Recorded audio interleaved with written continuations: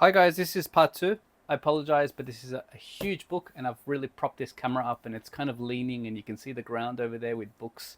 I apologize, but this book is maybe like 2.5 hands. It's absolutely massive. This is part two of the video. This book is over 600 pages long, so I've broken it down to two. It is dark in here, so I've got a light on. Hopefully the glare is not too bad. And I've got the aircon on because we're in the middle of summer and it's absolutely boiling in Japan. This is as much of the book as I can film. I can't prop it up any higher than this. Hopefully that's okay. And it is a little bit leaned. I apologize. Hopefully this iPad doesn't fall. We're on chapter 5 of this book. This one's called Masters of the Golden Age.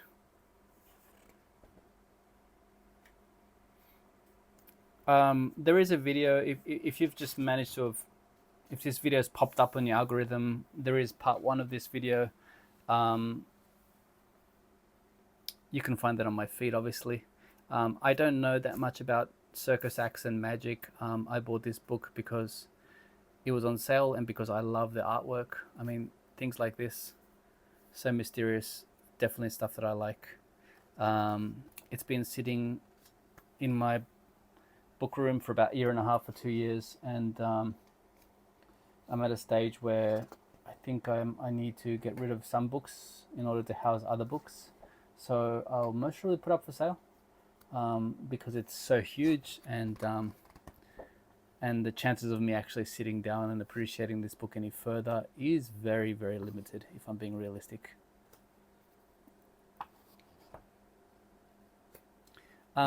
If you do like decapitations, go to the first video because there's a whole chapter of people just chopping their heads off.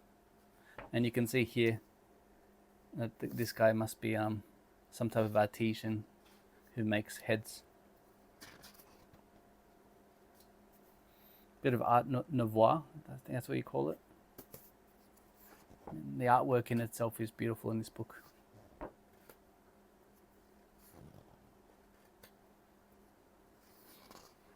If you are that kind of person who knows a lot about magic and who actually has been wanting to look inside this book, I'm happy you found this video. For most of the people subscribed to this channel, I think you know by now I have the most random collection of books. Hopefully some of you are interested in this content. To be frank, I choose books that I'm going to sell a lot of times, and I like to film them before I send them off. Because often I don't even have a look at some books before I sell them, which is a terrible habit. That's an amazing billboard.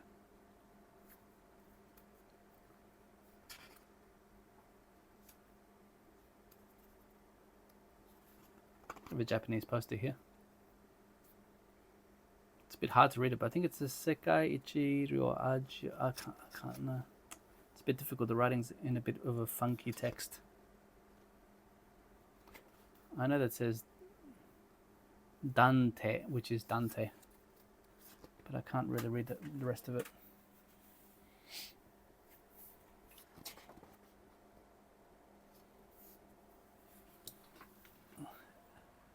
Again, when I first saw this book, what really stood out to me was the artwork and the colors.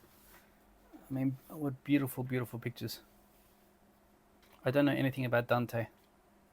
Chapter 6, the Great Touring Shows.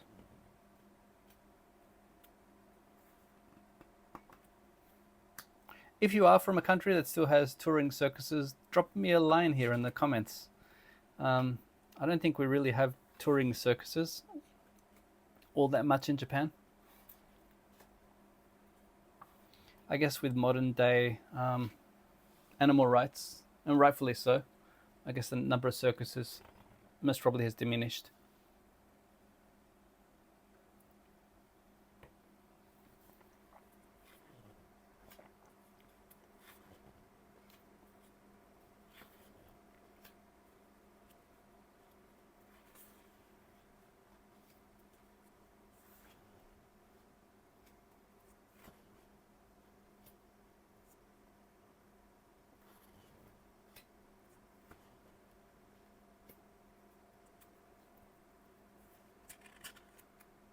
Again, quite fascinating pictures. If you look closely, you have cats, devils, or demons. You have skulls. Quite amazing pictures.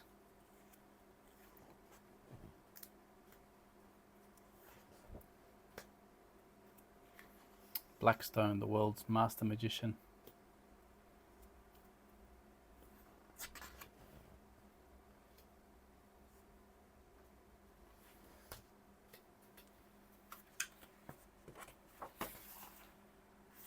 It would have been somebody's profession to have made these posters. Fu Manchu.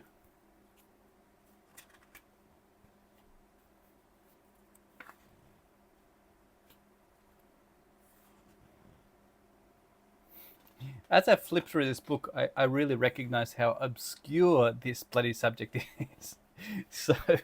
So if you've stumbled on this video and you've really stayed through this long, do leave a comment. I mean, I'm only here for these strange animals and quirky pictures, to be honest with you. But I mean, these posters and the colors, for me, it's amazing. And the snapshots of like these past times. This particular photo was like 1910. And quite amazing to see these kind of pictures. You have a volcano erupting over here. You have what looks like doves. Yeah, quite amazing.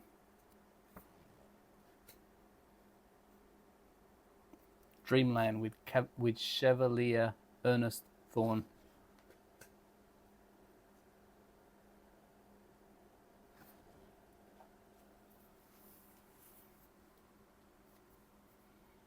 Casna, Misterioso Experimente, Mysterious Experiment, I guess.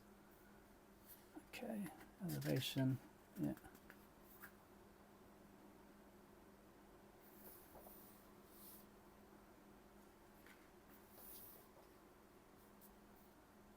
Oof.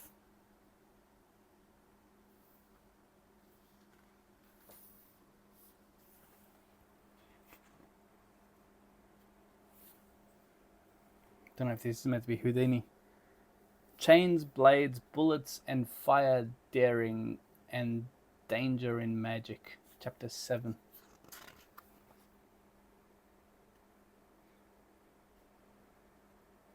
Walter Gibson, the noted magic author and ghostwriter for Houdini, once explained that Houdini was a Barnum who was also his own freak, a one-of-a-kind attraction who sold himself to the world. The famous image of the young escape artist Houdini is both victim and hero.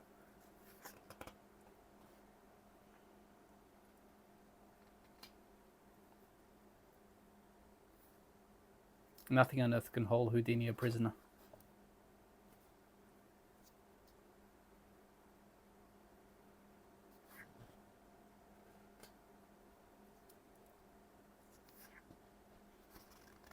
I had to look at this again.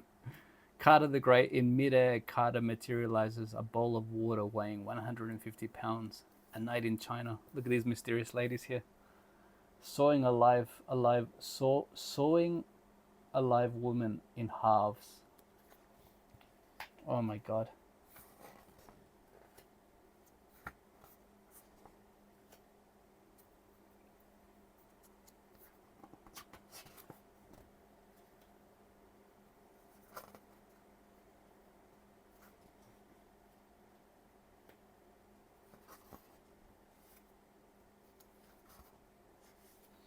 Phantasma burned alive. God.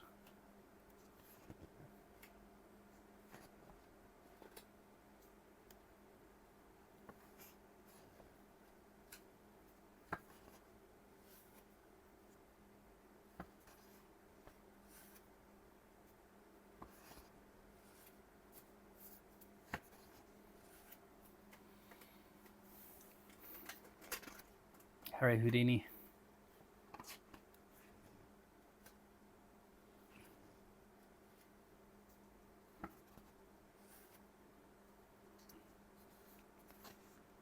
It's funny, I was about to say we're getting towards the end. I mean, it does feel like the end, but We've still got another 100 pages to go. It's just that this portion of the book is so thick that it feels like we're getting towards the end when I'm flipping.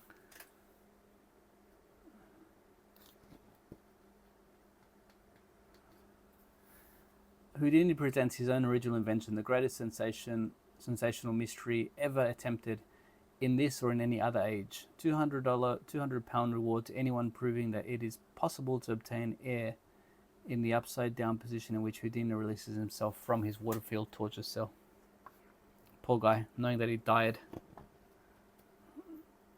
as a result of this is it's quite sad. I'm sure I watched the movie about Houdini when I was a kid.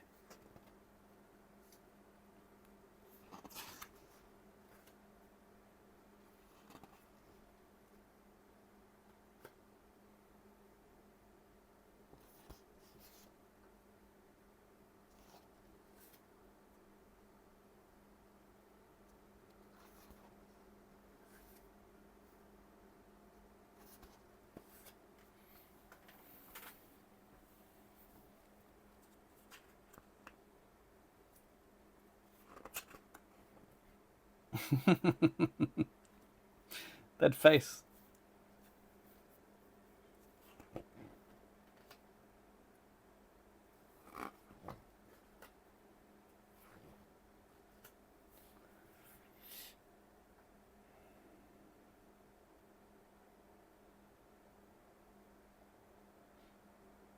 It says here, this guy's a Spanish magician who performed an elaborate illusion show. One of his illusions was a human pincushion, a modern version of the medieval Iron Maiden torture. In this illustration of Cabinet of Death, the artist included a skeleton turning the crank and piercing the woman. Great pictures.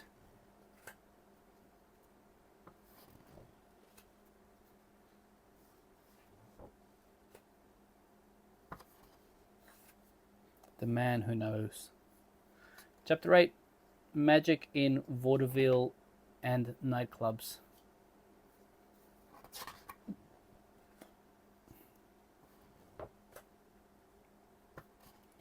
Guys, I have to say this is an absolutely massive book. I'm on page 582 and it's a very long book. I will sell this book. Confirming that I do love the pictures. I do love the history. I mean, these are amazing pictures, but will I sit here and really read this? There is not a chance. One has to face their own mortality and realize that you cannot possess so many books. But I'd give this book a 10 out of 10.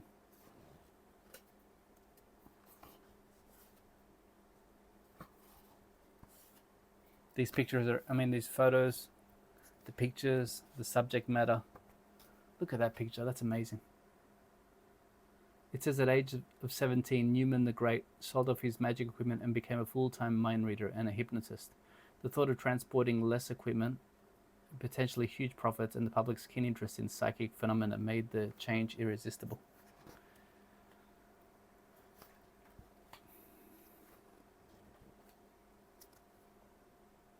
Another skull.